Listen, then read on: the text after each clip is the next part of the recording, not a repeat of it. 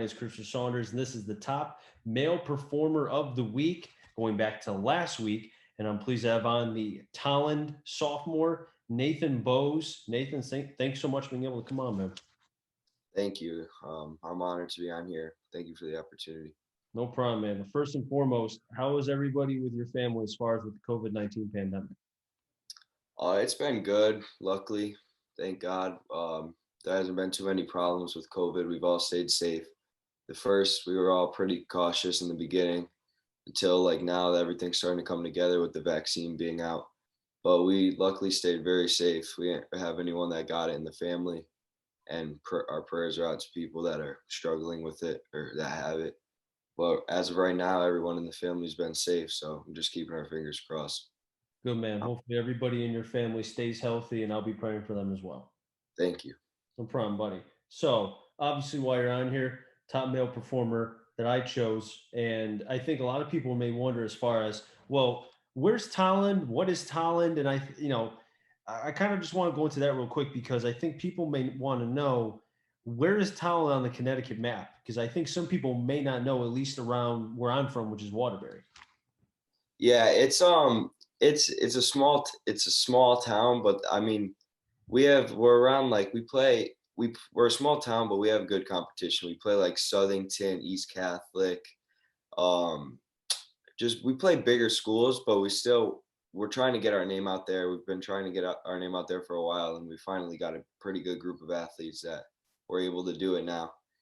And we're around Coventry, Ellington, Stafford, all those towns. But we used to play against them. Then we were just our whole school has made the decision to push us up to a higher division. So we started playing these bigger schools, and we've hung with them for 2 3 years now, I believe. So we've just been doing our thing. So how was it when you guys were moving up? I mean, was there any sort of like, acclimation period as far as you guys starting to get adjusted to moving up in the levels? Well, I wasn't in the school when they moved up, but I had like last year when I was a freshman, I had friends that were like the adjustment was so big just between skill competition because we're playing towns with Hmm. twice as three times as many people as us. But I mean, it's good. You know, the better people that you play, the better competition you have, the better it makes you as a player. So it works out. Now, correct me if I'm wrong, you guys are in the CCC, correct? Yeah, correct. Okay, so the CCC, like you think of some big time leagues. You have East Catholic number one, Southington top five. I mean, how has that been or is whatever you want to call it? Because you're facing the best of the best as far as from the CCC, so you got to be on your game every game. Yeah, it's cool. You know, we face some kids like that have, for example, last we never got to face him, but Frank Mazzucato at East Catholic, we Hmm. just watched him play against Southington the other night. Or some of the guys on my team, we went down there and watched him. But just being able to, it's like a once in a lifetime opportunity to watch somebody that has that skill level. Um, Good, congrats to Frank for how he's playing this year.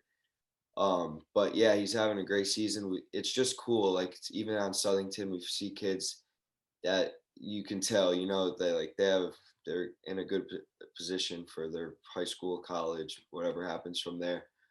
But yeah, it's cool. Like what I was saying earlier, playing the better competition. I think it's cool for not just me, but everybody on my team. Well, it's definitely making us better as a team and making us realize like we think we're good, but there's still people better, so that we need to keep working harder so that we could get to that level. It almost seems like too that it allows you to kind of project into the future of what you guys want to be because you guys think you're up here, but then you see the other competition, you're like, oh, maybe we're definitely not there yet. So it kind of allows you to be able to, if you guys need motivation, well, that game, which sounds like everybody, including my dog, I didn't go, I couldn't go, but it sounds like everybody else was at that game, Southington and East Catholic. That allows you to be able to put forth that extra, hey, I want to get extra BP because I want to be like that game. You want to be in that atmosphere. Yeah, it's definitely cool. It makes us just want to work that much harder. I mean, we have as a team, we really came together this year. Coach Deach has done a great job of communicating. The team is a very close bond. Done a lot of team bonding stuff, a lot of stuff in the classroom. That's one of Coach's big things. He likes having everybody in the classroom together, doing a lot of stuff with not just statistics but mental stuff, making sure we're all together as a team. And we just have a very close bond. And I think when we have one person in our group chat or whatever that says, anyone want to go get swings today? Everyone's like, yeah, let's meet up at whatever, sometime at the high school. We'll throw in the cage. We'll go, throw bullpens if kids want to throw bullpens that aren't going to have time during practice. So Mm. it's cool. We're definitely, our goal, we have a very young team, but our goal is definitely to, you know, end up like a Southington or like a East Catholic and try to get this town to a baseball powerhouse. I'm a big fan of Coach Deej. I've had him on the podcast before the season started, and I texted him earlier and was like, "Hey, I don't have a vote. I don't even know if this is an award, but for a Coach of the Year, Rookie Coach of the Year, I think he deserves a lot of votes. He'd get my vote just for what he's been able to do. He and a couple other coaches, I think I would give my vote for Rookie of the Year. But looking at yourself as far as the now, with you being a sophomore, you missed your freshman year because of the COVID-19 pandemic. So what you have done this year, I think, is remarkable because you missed freshman year is huge for a lot of people as far as development, just getting acclimated. So this in and of itself is kind of like your freshman year, but you're a sophomore. Yeah, thank you. Yeah, me and my dad my dad played baseball and football at Central. Me and my dad we knew that the season wasn't looking too good. So it was still during the school year, so I couldn't like just jump into Legion right away. So I was still looking forward for the Legion season, but I had this huge break of time. So me and my dad made sure we got to the field every day. Was still working on the stuff that I needed to get better at, get my footwork faster, just get speed, make sure my swing's good, blocking, catching, for everything, just the little stuff. And then just trying to, coach says, get 1% better every day. That was really the key. And then he just helped me. He was never actually a catcher. He was a pitcher and center fielder. But we did a lot of research and stuff, worked with some catching coaches, some catching clinics, did a lot of research, and I just try to work as hard as I can every day. So besides pitcher, what's your other position? Oh, I play third every once in a while. And then when I was like 12, 11, 12, I adjusted to being only a catcher. I really did nothing else. Then this year with a 20 game season in 2 months, coach was like, we're gonna probably need you to pitch. So I started coach I started throwing flat grounds at pitchers and catchers, and then um me and some of the catchers on my team got together and we just discussed like we're all gonna have to catch at different points. So we started pitching to each other while the other was catching, then we'd switch and go back and forth. And it's all worked out now. I mean, there's no arm injuries and everything's good. So whatever we're doing is working. It's almost like, okay, rock, paper, scissors. All right, you won, you're going to go pitch. Rock, paper, scissors. All right, you're going to go catch. I'm going to go sit. And then you kind of switch around, right? Yeah, it's crazy, but I mean, it works. Hey, you guys have done well. I mean, you guys have won what? I think 5 of 6, right? Yeah, yeah, in our last six, we're 5-1. I mean, hey, what's the saying in Major League? That's what we call a winning streak. You guys are definitely on one, and you guys have done a fantastic job. And again, another reason why I think Coach Deach and you guys deserve a lot of credit because of the pandemic and because of lost at bats, lost developmental time. You guys start off slow. You guys could just say, okay, whatever. We have excuses. We want to do whatever. Let's throw in the towels, tip our caps. It's done. But you guys kept the motivation, like Coach Deach has said since he went to and has been the coach at Tolland. 1% better every day. You guys have stuck with that. Yeah, we've stuck with that a lot in practice. You know, coaches things always like one day get 1% better, and then the other days don't drop the ball. Then the next day is all hitting is all opposite field or all up the middle or all pull. Coaches, he's planned it out very well, and it's definitely taught everybody. We're in situations where we have second and third, and we need with 2 outs, and we have a guy that's up there, and he knows he's got to put the ball to right field, and we're all doing that, and it's all starting to come together. And Coach Deitch has done a great job coaching with, as well as all of our other coaches, Coach Keen, Coach Shaw, Coach Kroll. They've all done a great job this year.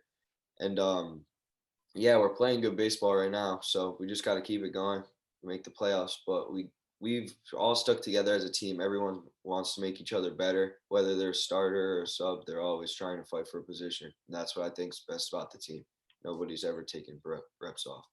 Now, I want to talk about you specifically. How did you keep yourself motivated during the pandemic last year when a lot of people could have, and I know a lot of players could have easily have sat back and said, I got all this time. I could do whatever I want, but they're not putting in the work because then they start getting lackadaisical. How did you keep yourself from becoming that? You basically, what it sounds like to me, you took that next step as a freshman. You had that mature approach. It sounds like your father really helped you with that. Yeah, my dad's always been like the first person that I go to if I need help, whether it's school, life, family stuff, sports. But he's always the first person that I go to, or my mom. She's a great mom, but Yeah, my you dad can't always, forget her. You can't yeah, forget her. no, it's my mom. I love her, but my dad, especially in the sports side of things, he's I don't know. I just felt like with no season, I felt like if I could be that much, if I could work that much harder than people that aren't working, I could just have already had a jump by my Legion season. And then in Legion season, I could have been getting better as their practices are going. And then by time I was just hoping to get our sophomore baseball season in. And then when the time came, I just felt like I had the opportunity and I just played my game. Hey man, the work is showing. You've done a fantastic job this season. I want to talk about the no hitter. How just like I think you were the second pitcher, right? That kind of closed out the no hitter. Yes, our other pitcher, Angel Reyes, he's a senior. He went 3 1/3 innings, and I went 3 2/3. He I was playing third. He had a great start, and then in the third inning, he there was an error. It let one on. Then he walked a guy, and I saw coach come out, and coach had let me know that I was probably going to come in and pitch after him. And Angel was grooving through. He still had no hits. So I went the first like two, the fourth, yeah, the fourth and the fifth inning. I went through, still had the no hitter, and then I heard the people talking like we still have a full team no hitter going. So then I started to get a little pressure, and then in the sixth I walked 2 guys, and then I just took a break. I stepped off. Our catcher Adam Pivacek came out. Coach came out, talked to me, gave me a break. I went back, got out of the inning. Then in the last inning, they all fired me up. The whole team got together. We just said we were going to come out, and I came out, and I had 3 strikeouts on 9 pitches. Wow. So did you even know? Like I think you probably knew there was a no hitter, right? As you were pitching or even previously, right? Yeah, I knew, but I wasn't trying to think about it because I didn't want to jinx myself or anything. So I was just trying. I was just trying to throw strikes, and I knew I had a good defense that I could trust behind me. So I just tried to let. I'll throw a strike, and if they hit the ball, they hit the ball. And as the last out was made, I mean, is that the first ever no hitter in like Tolland history? I'm not sure about talent history. I know it was I think the second I threw one when I played AAU ball, I had like a 15 strikeout no hitter, but that was the first one in high school for sure that I know of. My friend, I think there might have been one in the past that I know of, but definitely not. It's not a normal thing. We know what's next. Now you have to throw one yourself. You know you can't come in when the game's already started. You got to start the no hitter. You got to finish it. Yeah, maybe we'll see what coach thinks. He doesn't start me that often just because of how much I'm catching, but when I do start, maybe we'll see what happens. Now, is catching a position that, because obviously the success with pitching, I mean, I'm not surprised the catcher can succeed as a pitcher because you have the leg strength, you have the arm. Where do you think, as far as yourself going forward, do you view yourself as a catcher? Because I'm sure you're thinking college. You have to. Do you think that you can be a catcher at the next level, or do you think you want to stick to the pitching side because that is a good thing as we're seeing now with two ways? Is that something that you want to have in your back pocket just in case? Yeah, I'm definitely gonna. We have just because of the such a scrunched up schedule. I think that's why I'm doing more of pitching. But looking at colleges, and me and coach have started to talk about playing in college. He's been talking to some schools for me. The coach have been talking to some schools for me. Well, I'm definitely going to try to stick to the catching side of things. Um, that's I've always wanted to be catcher and catcher mainly, but if I have to step up, I have to step up. So I told coach that I would pitch. I just told him that I definitely need a break because it does get my arm tired after a little while. But yeah, just it all comes together. Like getting out of a crouch fast, using my legs is the same thing as using my legs when I'm pitching or I'm pushing off the mound. So it all works out. But definitely in college, I definitely want to stick to catching.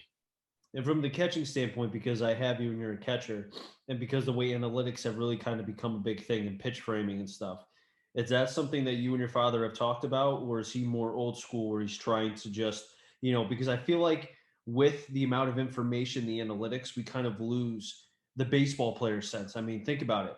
There's more strikeouts than ever as far as the game. I mean, 2 months ago, last month, whenever it was, there were more strikeouts than there were hits, and it was over by 1,000. So where are you as far as from the technical standpoint from the catching position? Yeah, it goes both ways. There's times where me and my dad are there on days where I go the whole day, or when I'm at practice, I go the whole day and I don't put my glove on at all. And it's just all framing work, all working on just blocking with both my hands behind my back so that I can't scrunch out of the way or anything. And Mhm. then there's some days where I just do a little bit of framing work, and then I work all stuff with my gloves, receiving, heavy ball receiving, pop flies, I switch it up, working on a lot of footwork stuff lately, just making sure my pop time is fast, my transfer is fast. That's our key right now. I was struggling on some of the low pitches in the zone, framing them. So coach was nice enough. He bought some like heavy balls that we could work on, get my forearm strength up and my wrist strength to get it to the middle of pull those balls up, frame them to the bottom of the zone. And it's I've definitely gotten better. Coaches helped me out, of course, being a catcher at Amity and then caught at Keene State. He definitely has had the experience of he knows what I have to be able to do to play baseball in college. And also my dad, he was when he pitched, he was had a very close connection with his catcher who caught for him. Also lives in Tolland, and his boy is on my team now, but his boy's an outfielder. So me and my dad and his name's Aiden is on my team, and his dad are always together. So sometimes we'll work together, and my dad will teach his dad Aiden some stuff about like playing the outfield, and me and Aiden's dad will catch together, and he'll teach me stuff. So it all works out because he played Division I baseball as well, so he knows what I have to do to be able to play there. So basically, sounds like to me, there's no way for you to fail.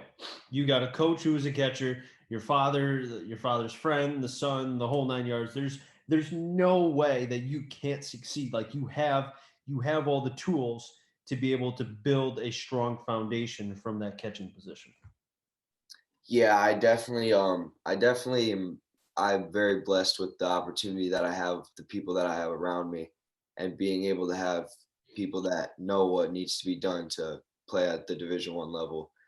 And yeah, it definitely works in my favor of them being able to tell me what I have to do. Nathan, I wish you nothing but the best of luck the rest of this way, and I appreciate you coming on for being the top male performer of the week. I wish the Tolland team, Coach Deach, and everybody, have you guys qualified for state yet? No, we have not. We played. We're right now we are 6-7. We have to get two of these next 6 games coming up. Which tomorrow we play Lewis Mills away. So Mhm. we'll get it done. Take it one game at, I'm sure 1%, one game at a time, do what you got to do. But hopefully you guys can qualify for states and, continue the progression. I think you, Coach Deach, and everybody, there's something special going on there. Just keep chugging along, keep getting better. Who knows? One day you could be East Catholic, Southington, where people are saying, hey, we want to go check out Tolland, but I wish you nothing but the best of luck the rest of the season, man. Thank you. I appreciate it. Thank you for giving me the opportunity to be on here. No problem, man. Anytime. I'll wrap things up in the Connecticut Sports Talent Show. So until next time, stay safe. Remember, CT stands for Connecticut Talent. I'm on a journey to find them all. Enjoy the rest of your day, everybody, and be well.